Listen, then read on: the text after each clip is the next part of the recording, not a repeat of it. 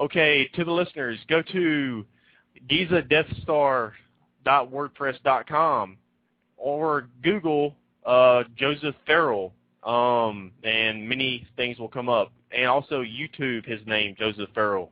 Many videos, lectures, and other things about him. Joseph Farrell is probably the top 5 or top 10 of the researchers that I just am into, and that I believe at least pretty much everything that this man is saying. Him, Jim Mars, and a few other of the guests that I've had here at Cryptic Knowledge Radio. But tell us, how did you get interested in the Nazi connection? Oh, well, I've always had an interest in World War II, Mike, and it goes, pardon me, it goes way back to my childhood, actually. I've studied World War II all my life.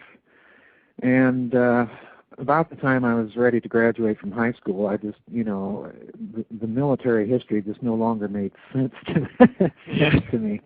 What we were being told, happened toward the end of the war. So that's kind of how I got into all this. And when I quit college teaching, I decided I might as well bite the bullet and write down my kooky ideas. But tell me, it's okay. First of all, I got to tell you, it's wonderful to have somebody like your caliber on our team researching these subjects. But what is a PhD from Oxford doing researching these topics that you're researching? Well, like I say, it's always been kind of a hidden interest, interest of mine. Because I know, you could be, now, I know you could be making so much more money doing something else, but and that's why I respect you so much, because, you have this wonderful background, and you're a PhD from Oxford, and you're here writing us books and giving us knowledge, and I really appreciate that. Well, actually, it's the opposite. The American educational system is in such a mess. That's the reason I went overseas to do a PhD, because I didn't want the grade school treatment that American universities give you even at the PhD level. And 10 years of college teaching and trying to get tenure also convinced me that, the kiss of death, and I hate to be so blunt about it, but the kiss of death in the modern American university is to be a white American male. So I just decided, when I figured out I should quit college teaching and doing something else, I just decided to start writing down my kooky ideas, like I say. Yeah. That's what I did. What type of course, as you already know, when I talked to you earlier or emailed to you, that we're going to be talking about not the one that just came out, which is Babylon Banksters, right? Right. Mm-hmm. We're going to be talking about the Roswell and the Nazi connection. Right. What type of technology were the Nazis working on before and during World War II? Well, in a nutshell, they were working on just about everything imaginable. I like to put it into context of what I'm going to tell you in this fashion. I ask your people to believe for a moment, for the sake of argument, that the Nazi atom bomb project was successful. Now, that is actually a case I argue in the first book that I did in this Nazi series called Reich of the Black Sun.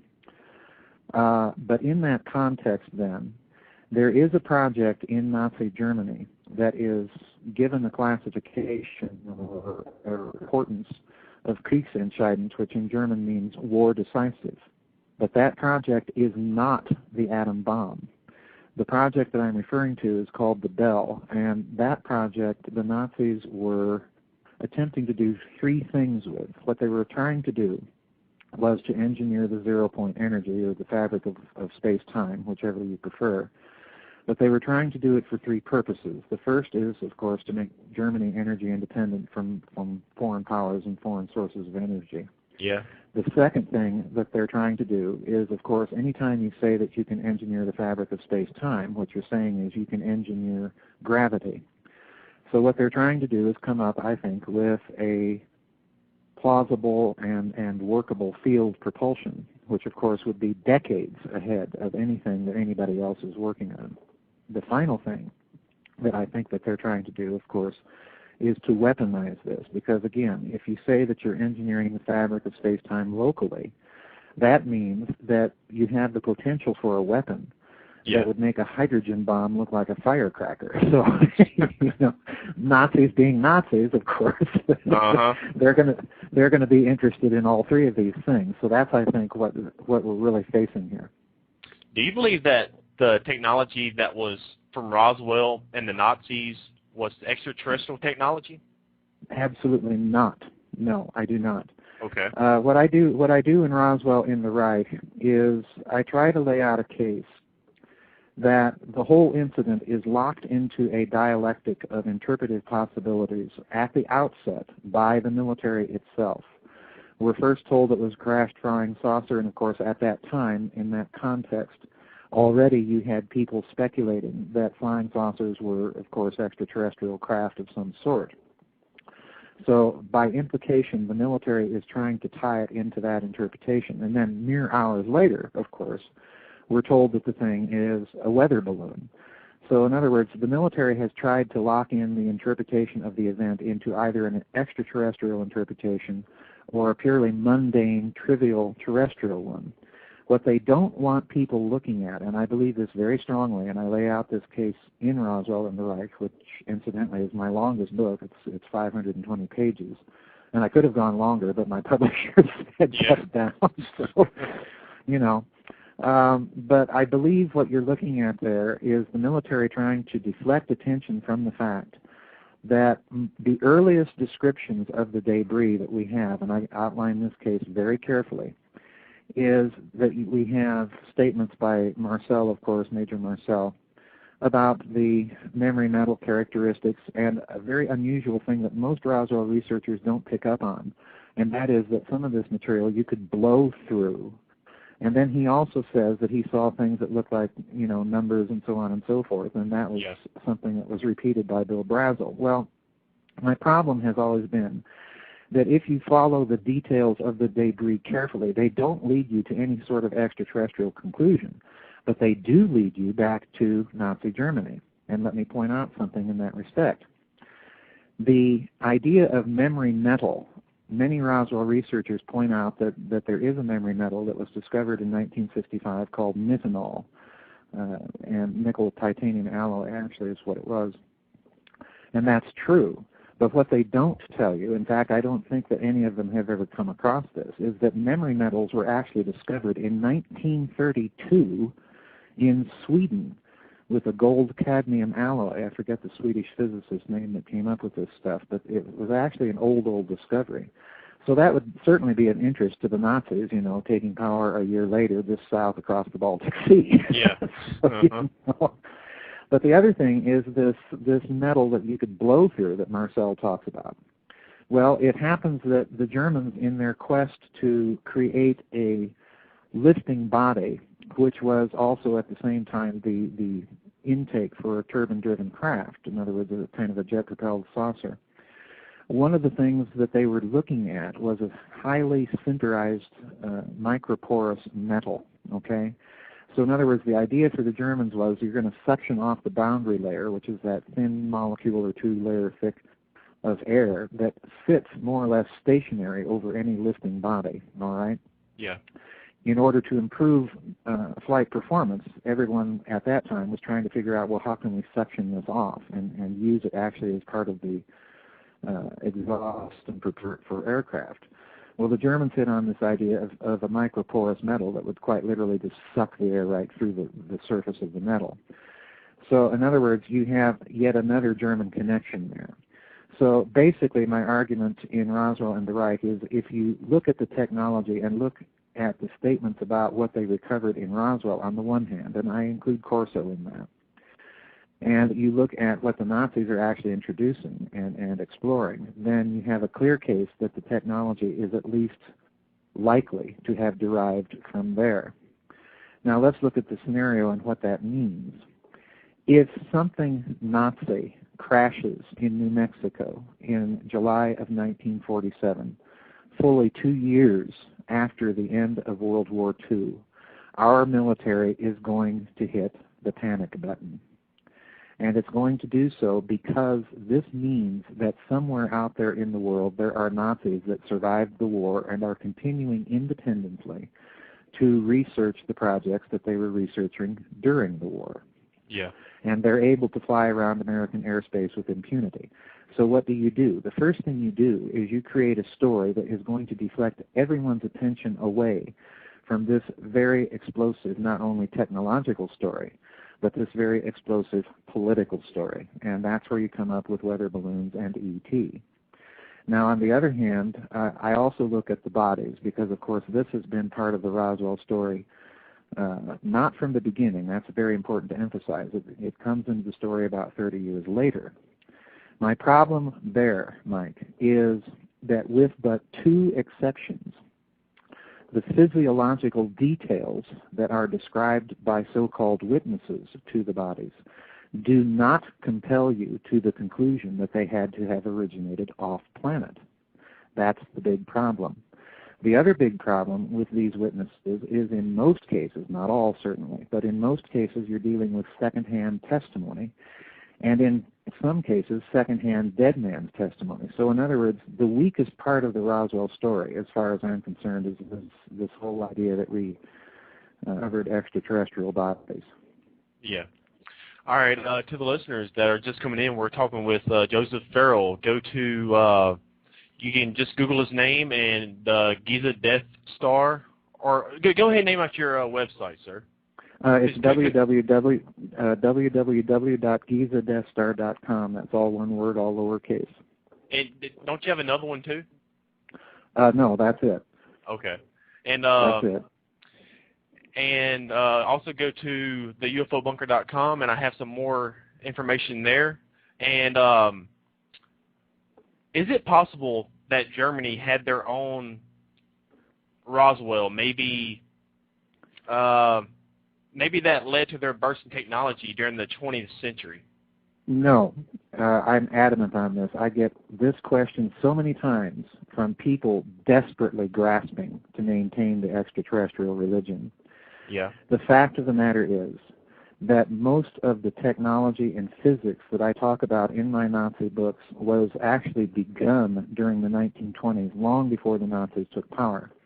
The problem with all of those stories, Mike, about the Nazis having their own kind of Roswell is if you go on the Internet and look at these stories, they're not very well substantiated. They're certainly not well enough substantiated for me to believe them, when, in fact, you can argue most of the science and most of the technology and most of the physics that the Nazis are investigating with their various research projects on the basis of known physics papers that were published in the literature between the wars, and also on the basis of known papers, and this is a very important point, on the basis of known engineering papers that were published between the wars.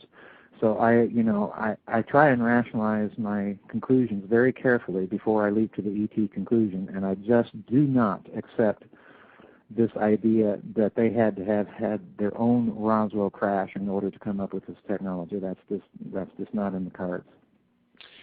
What do you think the real reason is for getting German scientists after the war during Project Paperclip?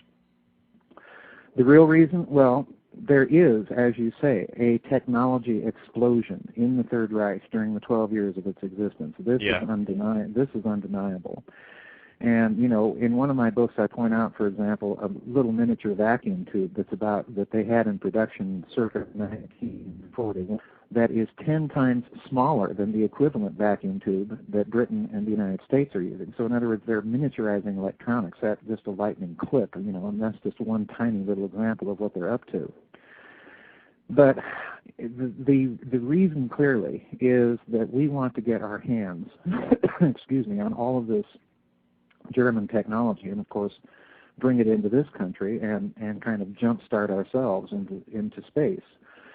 But I think we have to take into consideration a very, very important thing, and I detail this in my book called The Nazi International, and that is that the people driving the division of the technological spoils at the end of the war are the Nazis themselves.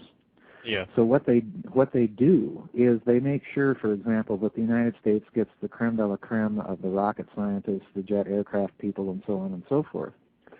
But the Soviet Union, they make sure, get the middle echelon managers in those projects that are able to reconstruct the document trail for the Russians. So they're kind of setting us up for the post-war Cold War stalemate, as a matter of fact. But the really interesting part of that story in my research is I believe that they kept the best stuff to themselves and simply shipped it off to Latin America, where they continued researching it. Latin America, the story of Roswell, or the story is that the Roswell crash came from the south of New Mexico, right? Right. Is it possible that the UFO came from even further south, like maybe from South America, which many Nazis fled to after World War II?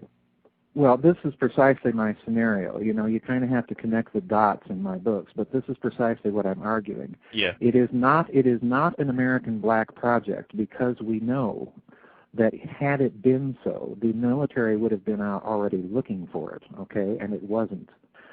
So we know that it's not American. The first reaction of the people, and this is very important, the first reaction of the people on the scene, Marcel and so on and so forth, and even Colonel Blanchard himself, was that this thing was not American, and it may have been Soviet, okay?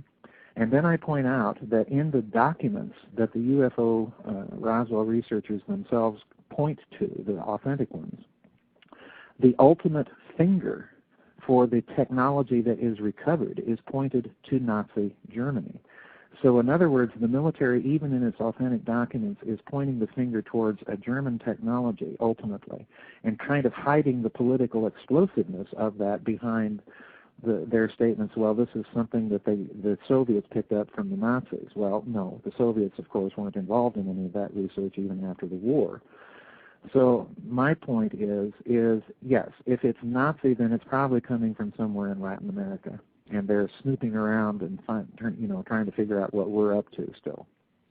I suggest my listeners go to Amazon and just type in Joseph Farrell, and you will have a number of books come up. He is a very fascinating author. And what I love about your books, sir, I only have a couple of them. I don't have them all yet. I don't have this newest, your past newest ones, the Roswell and the Nazi connection, Babylon Banksters. I don't have those yet.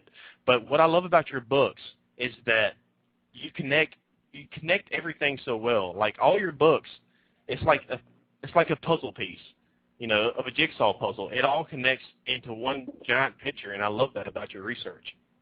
Well, thank you, and you're right to point that out, because I do deliberately intend my books to be read in that fashion. One book comes into another, and they're in one big, huge story, and certainly the Nazi part of the story is a big part of it.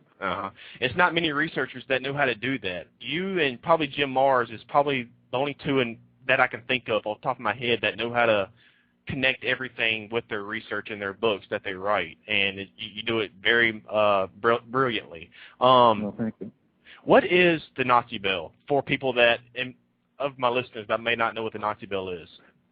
Well, the Bell Project, as I say, was a project designed to lead them to energy independence, in other words, to free energy, to an advanced field propulsion technology, and to a kind of a doomsday weapon technology.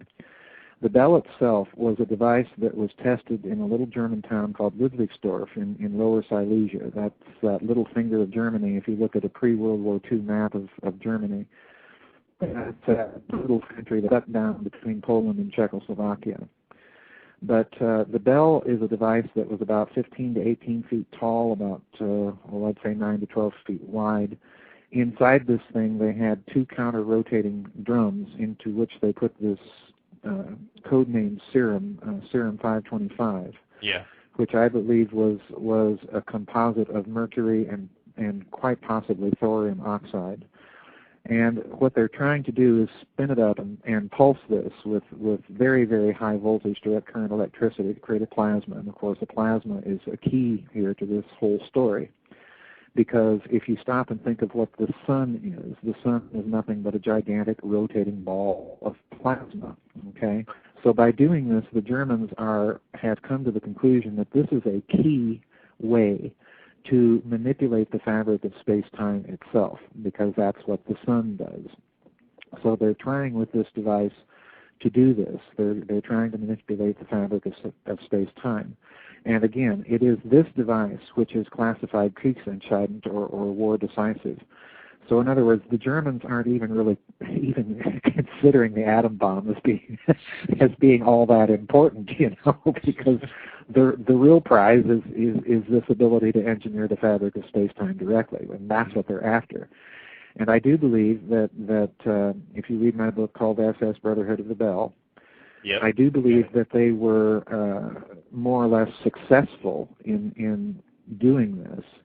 The problem was that they had to figure out a way, well, how can we keep people alive if they're inside this thing? So it's a prototype technology. I do want to emphasize that. It's a prototype technology. Do you believe that this project or this secret project that they were working on with the Nazi Bell is still in continuation somewhere throughout the world, yes. Latin America maybe? Well, yes, I do. In the Nazi International, I point out a very interesting project that was taking place in Argentina at the behest of Juan Perón. And as I point out in that project, if you really look closely at it, and in fact I reproduced this Nazi scientist's paperclip file, and just go through it very, very slowly and meticulously, and point out that there are so many things within this so-called fusion project in Argentina that connect it to the Nazi Bell, that it is very clear that that project went to Argentina and was continued by the Nazis independently after the war. Now, Perón put his foot in it because in 1951 he called a press conference and revealed to the world that he had just working on this project and that they had figured out the secret of the hydrogen bomb. Well, this is fully a year before we detonate ours. Yeah. Exactly. So what happened was that the scientists, the world press, roundly denounced this Nazi scientist and his project as being completely fraudulent, okay? But what's very interesting, Mike, is when you look at his paperclip files, you'll discover that 4 years after all of this public press denunciation, the U.S. Air Force is still very quietly and very secretly investigating this man to figure out just what the heck he was really up to, okay? Yeah. And in one of the conclusions by a scientist from the Atomic Energy Commission, one of these scientists concludes that this guy is a mad genius working in the 1970s, in other words, 2 decades ahead of everybody else. So yes, I think what you have in Argentina is a continuation of the Bell Project. Now what happens is that Juan Perón actually puts together a commission to go investigate this thing because of the world press's reaction to it, okay? Yeah. And of course his scientists, being conventionally trained and conventionally minded, report back to him that, well, yeah, this guy is a fraud and a mountebank and you better shut this project down. As they do so, the original Nazi scientist that was in charge of this thing, a fellow by the name of Dr. Ronald Richter, he acts like such a complete goofball. It's almost as if he's trying to get them to shut his project down. And that's what I argue, that he's actually acting under orders from his Nazi bosses to take the heat off this project so that Perón will shut it down so that they can move it elsewhere. And I think that's what happened. The problem is we don't know where they moved it. Yeah. Well, what really interests me is that you talk about it, and also Jim Mars. Well, every president, most presidents, and many of the world's financial elite, they have many acres, hundreds of thousands of acres down in South America. And right. Isn't it, because we know a lot of these families, I know I'm getting off subject a tad, but we know a lot of, actually it all connects in the long run, but we know that many of these families go back to Germany and go back to the royal dynasties in England. But how come they're interested, like the world financial elite and all the other top guys in the world, how come they're interested in South America? Is it because they're doing this secret technology research and everything else down there, or what is it? What's so fascinating about South America? Well, that is a $64 trillion question. And my take on it is very, very different than everybody else's. I tend to disagree with my good friend Jim Mars on some details of what we think is going on and why. Yeah. In my view, and I mentioned this right at the very start of Babylon Gangsters, my view is that the real secret purpose of the Bilderberg Group, which was, of course, started by an SS officer by the name of Prince Bernhard, Yep. who was also in senior management at Interessengemeinschaft Farben, or IG Farben, that the real purpose of these meetings was to work out how they were going to move all of this liquid cash that the Nazis were sitting on top of after the war into big name American and British banks, in other words, to launder this money and then launder it back to Europe to help in the reconstruction of Europe. In other words, this is all a scheme, in my opinion, to fulfill Martin Bormann's post-war desire to create a kind of European federation which Germany would be able to dominate. Well, this is exactly what we see has happened. Okay. Now, anytime, let's just pretend we're Rockefeller and cut this deal with Martin Bormann and his crew of Nazis. Anytime you're dealing with Martin Bormann, you're dealing with Dick Cheney, but without the warmth and charm. In other words, that money is going to come with a lot of strings attached, and at some point, that Nazi organization is going to want it back, and you better be able to pay up because these people can find you and take you out if you don't. Okay? Yeah. So I think, my take on it is if we look at the big picture, I think that there is something going on in recent times, let's say beginning 1998 or so and continuing up to now with the financial crisis and everything else. I think this Nazi International has re-entered the picture and said we want our money, and if you don't pay, here's all the technology that we have. And they've literally got a gun to the Anglo-American elite. So let's go back to your question. Why are some of these families like the Bushes and so on buying up all this down in Paraguay and places like that? My suspicion is either they have been told to do this, in other words, the old markers have been called in and they're operating and working under orders, or that they simply want to be near old family friends. Yeah. so that's kind of my take. Back to the Nazi Bell. While I'm talking about the Nazi Bell, because I believe it all connects with your most recent book too. Just like I said a while ago, all your books they all connect. And since I only have an hour with you, I try to actually with all my guests I try to throw in as many questions as I can. So it might seem like I'm getting off topic, but there were reports of the Kecksburg crash in Pennsylvania in 1965, I believe. That was an acorn-shaped object, which is similar to the Nazi Bell. Could the Kecksburg crash be the Nazi Bell? Well, in my opinion, it's at least something very similar, and this is why I included that comparison in Rise of the Black Sun. I think I'm probably the only one to make the connection, in fact, between the Bell Project and Kecksburg. And the reason I make the connection is that there are so many data points about the two objects that interconnect. They're of similar size, they're of similar dimension, they're of similar shape, they make a similar sound, and here's the real kicker. The original Nazi Bell, when it was tested underground, it was tested in a room that was lined with ceramic brick, okay? Yeah. When the Kecksburg acorn was allegedly, it was taken to Wright-Patterson Air Base, where a local construction company then received an order for 4,000, guess what, ceramic bricks. Okay?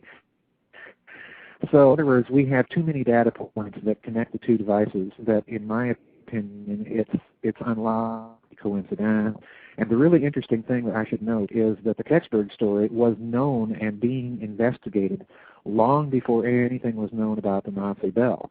So in other words, the witnesses reporting about the Kecksburg incident are people that have not been contaminated by the Nazi Bell story, okay? Yeah. So in other words, that makes the data points connect even stronger, all right? So yes, in my opinion, you're dealing with if not necessarily the same device, at least something very similar. And what really kind of tips me off that the whole thing is very suspicious is that when you talk about the Kecksburg story, it traces down from a track from Canada, heads over the Great Lakes, over Michigan, down into Ohio, where it stops, according to some witnesses, and then changes course to what crashes at Kecksburg.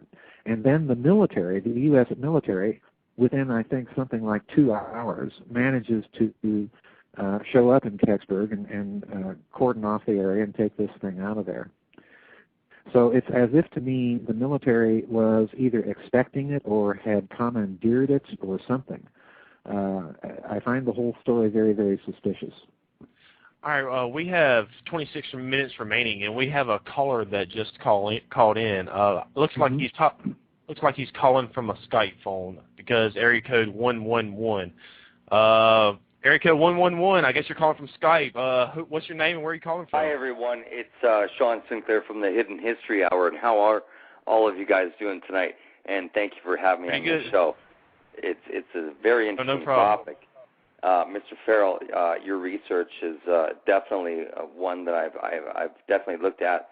I've looked at certain connections between the Germanic or the Nazi Germanic ancient religions, so on and so forth, with their dabbling into the occultism and so on and so forth. But I have a different take on a few different topics, and one of them is that the actual stealth technology of today was actually invented or constructed within Germany during the last, say, 2 years of the war in Europe. One question That's correct. Is the name of the two brothers that were the aeronautical scientists that Hitler provided. I understand the question. I understand the question. First of all, it is not a different take. I cannot cover all aspects of Nazi technology in my books. I focus on the most advanced projects. What you're referring to are the Horton brothers, Reimar Horton being the brother of the Horton team that was the actual designer of the flight that they were designing.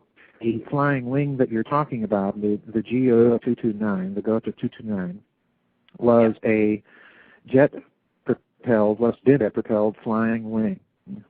Interesting thing is that Northrop Grumman has built a complete full mock-up of this aircraft as late as, I think, 2003, spent something like $250,000 to $500,000 on building a complete replica of this aircraft with World War II technology, with World War II materials, with World War II painting. They went so far as to paint it in typical Luftwaffe markings. And the reason that they did this was to test this thing for its radar cross-section. And lo and behold, your ads to the right, this thing, radar cross is about 20% of the civilized aircraft of that period. So yes, the Germans, I do know that the Germans are working on stealth technology. I talk about some of that in Reich of the Black Sun, and I talk about it again in SS Brotherhood of the Bell. So I do have to correct you. I'm aware of the connection. I'm totally in sync with it. I even mentioned the fact that the Horton brothers were busily at work independently, once again, in Argentina, working for, guess who, Juan Perón. So there again, you have yet another confirmation that the Nazis are up to their independent research projects after the war. You have any more questions, sir? I just have one more, and that was the countries that the Nazis came out of in South America. Is there one or two in particular that would have been more to their liking, or was there a lot of them that they liked and were concentrated in? They went pretty much everywhere, but the countries that had the biggest concentrations and the largest compounds of these Nazis were Argentina, Chile, and in fact in an area of Chile where the recent earthquake struck, Brazil, there were some in Peru. There was quite a contingent of Nazis that went to Venezuela. But they were basically all over Latin America, yes, and including Central America and Mexico. Is that it, caller? Thanks very much for your time. Thank you very much. All right. Thank you for calling in. All right, if anybody else wants to call in, the number is 646-727-2051. That's 646-727-2051. We're talking with Dr. Joseph Farrell. You can go to his website, which is the Giza Death Star, and check out his website, or go to YouTube and Google and just type in his name, and a lot of things will come up. You'll learn a lot of things. Go to Amazon and buy some of his books. Very fascinating work. Do you believe that we are currently being visited by extraterrestrials, or do you believe that, like some, Earth is in a quarantine state? Well, I'm not philosophically opposed to the existence of extraterrestrials. My biggest problem in dealing with the ET phenomenon is that in but few cases do I see a physics involved with some of these craft that is sufficient enough to suggest that these things are coming from outside the solar system. And that would be a requirement, since we're pretty sure that most of the planets that we visited do not have, at least now, life on them. Okay, so they have to be coming from somewhere outside the solar system. So my biggest problem is, again, the physics. Now, having said that, I am not a believer in little grays or reptilians or all of that stuff. Yeah. If you look at the ancient texts, what they tell you is that whoever these visitors are, they are genetically related to us. They're as if the human family has cousins out there somewhere. Mm-hmm. And if we are being visited, this is what I suspect is the case. And please note I said if. Are you there? Yes, I'm here. Oh, I'm sorry. I'm sorry. I thought we lost connection there. No. Yeah, just like you said, many people say that we are connected with Mars, and that we still have a civilization on Mars, and that I believe they call it the Cydonia region on Mars, which yes. they theorize. Well, I don't know if they theorize, but I don't know if we have 100% proof that the pyramids are there. But I've seen pictures, and they look just like Giza in Egypt. Well, in my opinion, I think the evidence now is pretty substantial, especially with the recent NASA probes to Saturn's moon Iapetus and the recent European Space Agency photos from the Martian moon Phobos. I think it is now fairly clear that we are looking in many cases at the artifacts of a once existing, very, very sophisticated civilization that had an interplanetary scale right here in our own local celestial neighborhood. Okay, I think that's very clear. I have my doubts as to whether any of that civilization still exists on those planets. In other words, that there are actually people there maintaining some rudimentary level of civilization. Yeah. That said, I do and am willing to entertain the idea those transformable may be back. Yeah. I'm going to go back to the Germans here just a second. Sure. We have 17 minutes remaining. Is it possible that Stonehenge was created for the same purpose that the Germans built the, what's it called, the magnetic ring? I forgot what it's called. I'm not certain of what you're referring to. It's just the Germans built a structure just like what it's very similar to Stonehenge. Oh, you mean in connection with the Bell Project? Yes, sir. Well, excuse me. That structure that you're referring to, excuse me, I don't think has any, at least I'm not aware of any magnetic properties that have been talked about by any of the other researchers into the Bell Project. I think that's just simply a coincidental resemblance. That said, I can tell you that my suspicion is that with some of those hinges and circles that you see in Great Britain and in Brittany and France, that those things are the deliberate, and I'm going to be very guarded in my words here. You'll have to forgive me because I'm writing about this in the book I'm writing now. Okay, I understand. I think those things are the deliberate creation of an elite that survived a very destructive war that was fought precisely by that ancient civilization that existed in our solar system on several planets, and that after the war, things were so destroyed that they had very quickly to reestablish sound astronomical data, let's just put it that way, and to do so with the simplest of means. Now, the purpose for doing this I'm not going to tell you because that's part of the new book. Okay.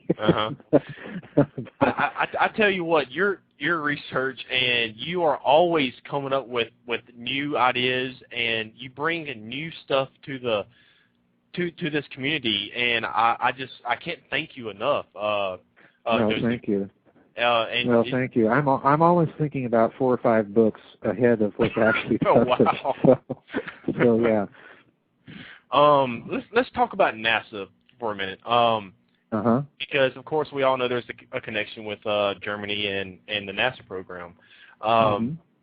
Is there a secret NASA program going on, and for what purpose would they have a secret program going on to this day? Well, in my opinion, I'm foursquare in agreement with my friend Richard Hoagland here. Yes, I do think that there is a secret space program. I think basically any country or any group that has a space program probably has a secret space program. Excuse me. Now, for me, the most pardon me, the most solid. No, I'm fine. It's just I've had a sinus all day. Okay. The most compelling reason that I think that we can safely say that there is a secret space program inside of NASA, at least to the degree that this program has a secret agenda, if not necessarily a secret technology, is that if you look at the photos that NASA has released over the last 3 to 4 decades of what their robotic probes have picked up from outer space, it is very clear to me that they have gone out of their way to introduce noise into those photographs, to obscure data, to conceal things. And the only reason that I can conclude that they are doing this is that they themselves have come to the conclusion that they are indeed looking at artifacts of an ancient civilization that was spread across several planets, and therefore at the potential technological gold mine if we can but go out there and get it. So yes, we have at least a secret space program in that sense, that they know that there's something out there, that they are taking steps to hide the fact or obscure the fact, and that they probably have, let's just look at the Bell. The Bell is a device that the Germans came up with in World War II. That's 60, now that's almost 70 years ago. Well, with enough time and enough money, imagine what that technology would be like now. Exactly. So there is also really no doubt in my mind that some group or groups, I would say probably groups here on Earth, have possession of a fantastic propulsion technology that would make the rockets that we're using for public show look like nothing but the Pony Express. and that's my honest conviction. What is the purpose in weaponizing space? I just don't understand, why would we weaponize space? Because many say that it's just getting worse, and it's going to continue to get worse. Well, if we go back to what I said earlier, if any of those people running these space programs, particularly the secret ones, the military ones, and so on and so forth, if any of them suspect that, number one, there is a group on Earth, like surviving Nazis, with access to this technology, you betcha they're going to have weapons up there to defend us from them. But number two, more importantly, if any of them suspect that those ancient cousins are coming back, you betcha they're going to put weapons up in space. Yeah. I should have asked this a while ago, but about the Roswell and the Nazi connection, what do many of your critics have to say about that book? Because I'm sure it goes against about what the mainstream Roswell theory happens. Like, what does many of your critics say? Well, just one correction. The book is actually entitled Roswell and the Reich, and then the subtitle is The Nazi Connection. But the interesting thing, Mike, that I've noticed is the book has sold really well. Okay, I've been kind of watching its numbers on Amazon. But I would say not a peep has been heard out of the Roswell research community. Not a peep. Huh. And to me, that's very interesting. It's almost as if they either don't want to go there or they're still figuring out how to respond to this guy. Because, again, I will say this. I was extremely thorough in going over all of the Roswell research that, most people are aware of and familiar with, and doing so with a fine-toothed comb. So, I'm making my own case from the research that's already out there, and that may, be the reason that there's been such a deafening silence from that community. I'm not going to name any names, but I've had guests on this show that some of their UFO research in their books, they seem to keep repeating themselves. Like, yes, it's kind of like a merry-go-round or a seesaw. It's up and down, but still, it's like that's what like I said, what I love about your books. You always bring something new, and it's just like each book is another jigsaw puzzle to the picture. But why do many authors keep repeating themselves about the Roswell incident? I don't understand. Well, in all honesty, what I think is going on is that the military still has their finger in the ufological community. In other words, they are still trying to control the interpretation of events and steer people away from the idea that, yes, we humans really do have this technology, and yes, we have really been producing it. That's what they don't want anybody to look at. Yeah. Because once that happens, then people start looking at American black projects, they start looking at the size of the black project budget, they start looking at the nasty deals we made with the Nazis to get our hands on some of that technology and develop it. And that, of course, means that people start looking at the politics involved and the compromises that are involved. And I think really, and quite honestly, that one of the biggest secrets that they want to protect is that Nazism survived World War II, but not just in disorganized fashion of a bunch of Nazis hiding in little hideouts in Latin America. No. It survived World War II as a functioning international organization with very, very, very deep financial pockets that had political clout and that had the ability to continue those research projects that it wanted to pursue on its own independently after the war. In other words, they don't want people looking at the deeper, darker secrets of modern politics and what's going on. Yeah. One thing why I think you have an advantage over everybody else is that you don't just look at UFOs, because I told Jeffrey Grubb, if you know who Jeffrey Grubb is, I told him, because he researches a broad range of topics.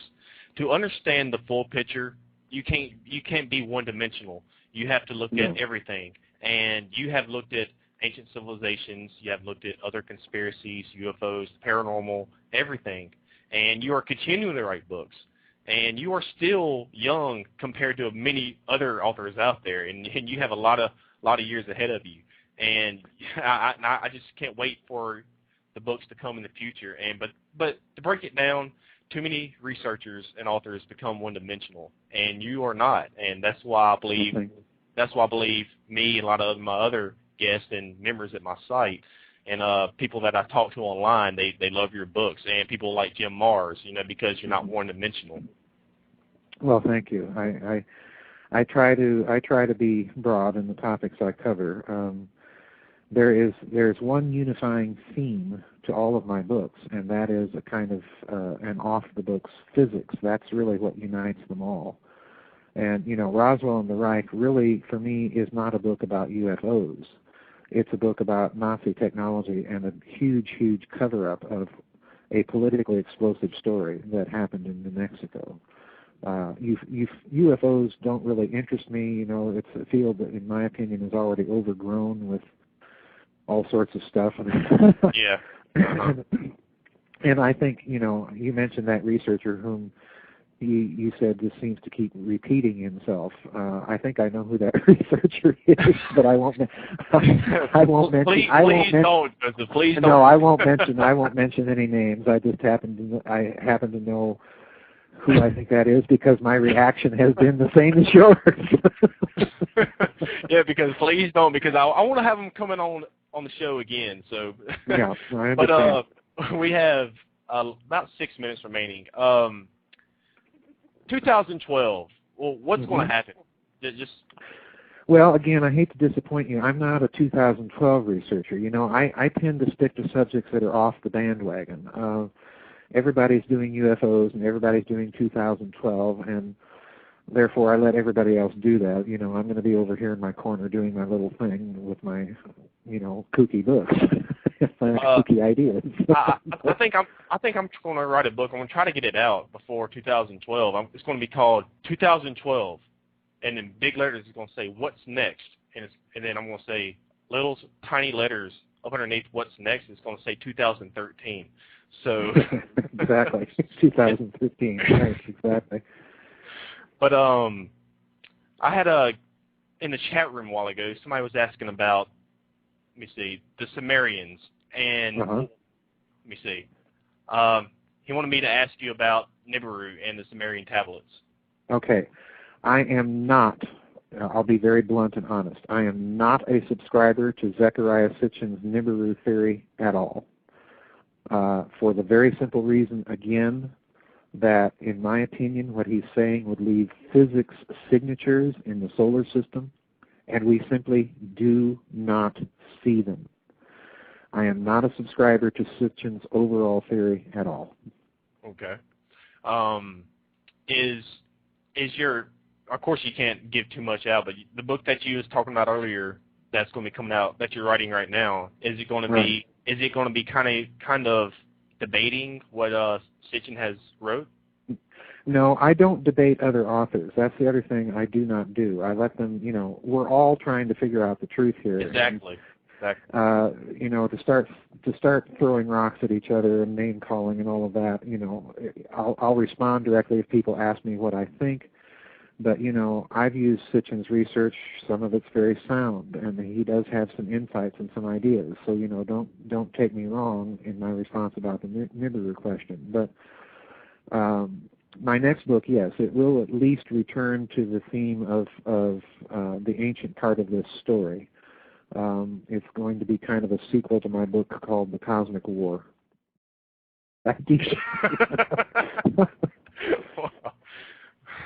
But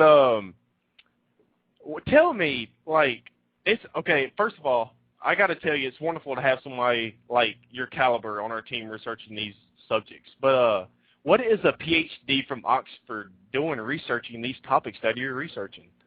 Well, like I say, it's always been kind of a hidden interest, interest of mine. Because I know, you could be.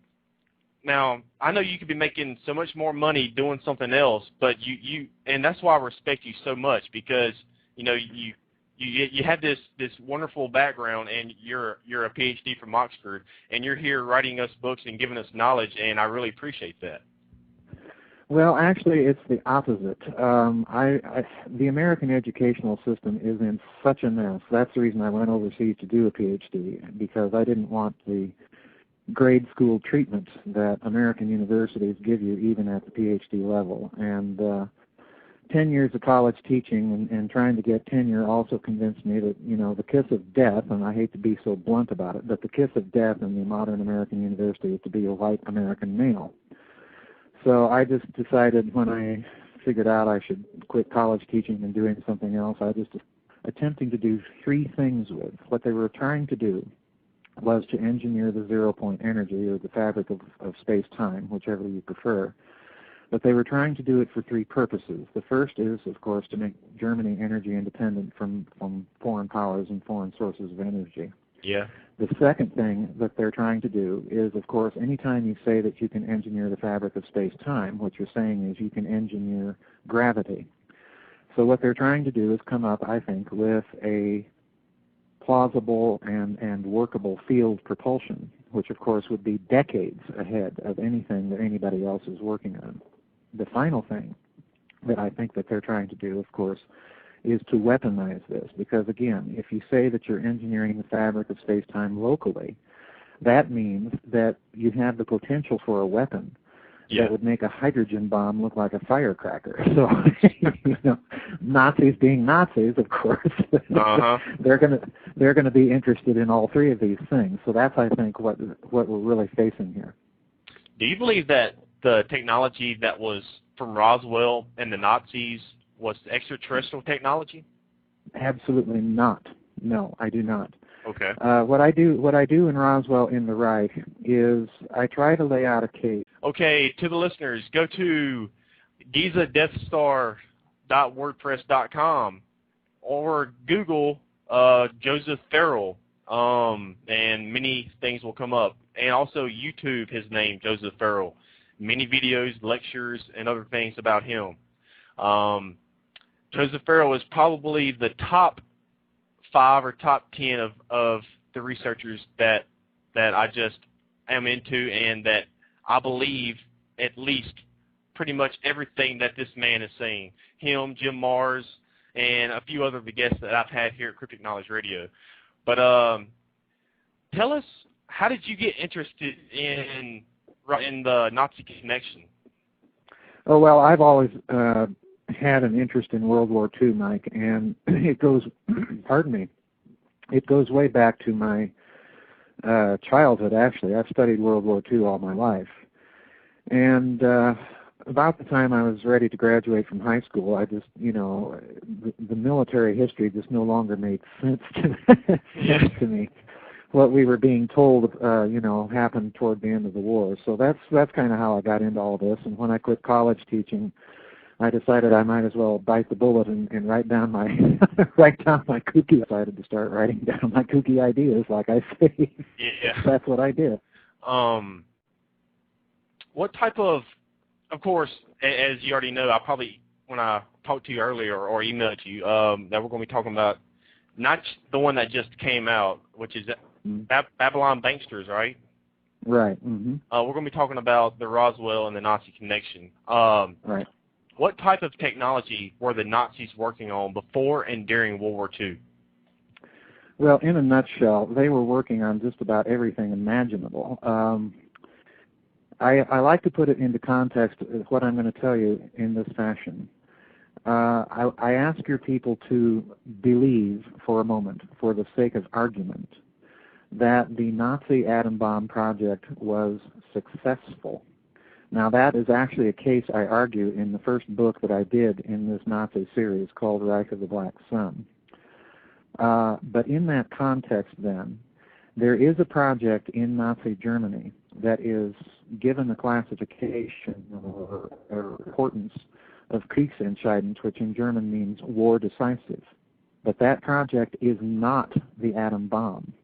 The project that I'm referring to is called the Bell, and that project, the Nazis were, that the whole incident is locked into a dialectic of interpretive possibilities at the outset by the military itself. We're first told it was a crashed flying saucer, and of course at that time, in that context, already you had people speculating that flying saucers were, of course, extraterrestrial craft of some sort. So by implication, the military is trying to tie it into that interpretation. And then mere hours later, of course, we're told that the thing is a weather balloon.